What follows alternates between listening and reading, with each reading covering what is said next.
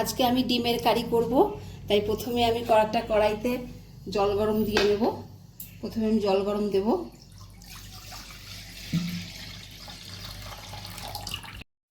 এর মধ্যে জলের মধ্যে 4টে ডিম দিয়ে দেবো।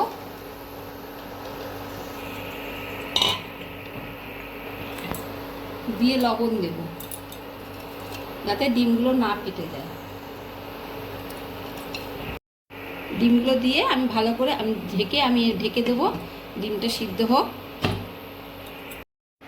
এদিকে আমি একটা মিক্সিং জারে আমি পেঁয়াজ, রসুন, আদা এগুলো আমি পেস্ট করে নেব।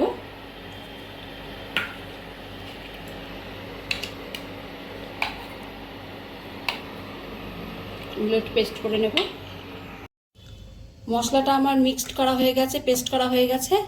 আর এদিকে ডিম সিদ্ধটা করে আমি ছুলে নিয়েছি।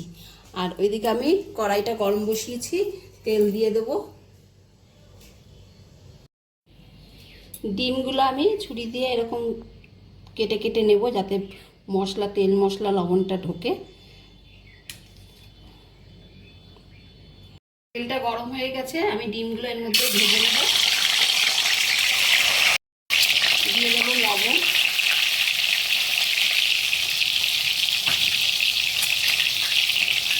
হলুদকে ভালো করে ভেজে নেব।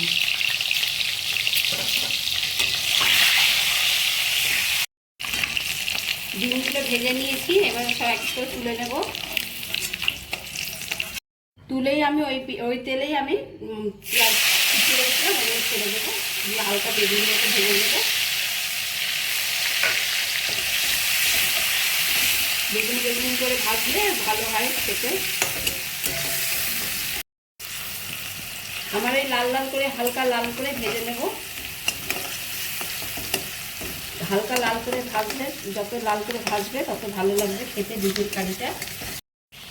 আমার হালকা লাল করে ভেজে নিয়েছি, এবার আমি টমেটোটা ভেজে নেব হালকা ভালো করে, যাতে কাঁচা না থাকে, তত ভালো খেতে লাগবে।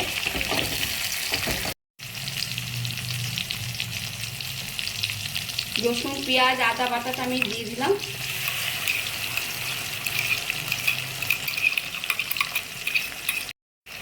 দেব হলুদ, জিরের গুঁড়ো, ধনের গুঁড়ো আর লঙ্কার গুঁড়ো। যে যেরকম ঝাল খাও সেরকমই দেবে।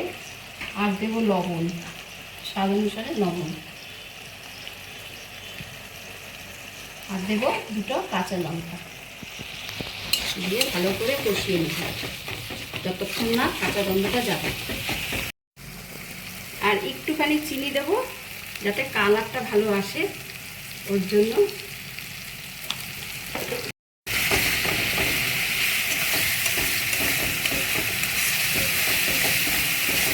ধনে পাতা দিয়ে দেবো।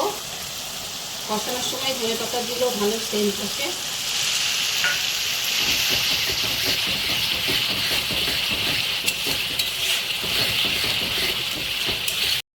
অল্প একটু জল দিয়েছি, আর তার মধ্যে এবার ডিমটা দিয়ে দেবো যাতে মশলাটা ভেতরে ঢোকে। দিয়ে ভালো করে কষিয়ে দেবো।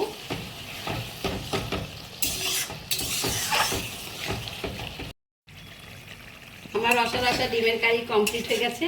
এবার আমি গরম মশলাটা দেব, দিয়ে নামিয়ে দেবো। আমার ডিমের কারিটা কমপ্লিট হয়ে গেছে। রসা ডিমের কারি কে কীরকম খাও বলো, এরকম করে কারা কারা খাও আমাকে বলো। আর কমেন্ট বক্সে জানিও। ভালো থেকো, সুস্থ থেকো।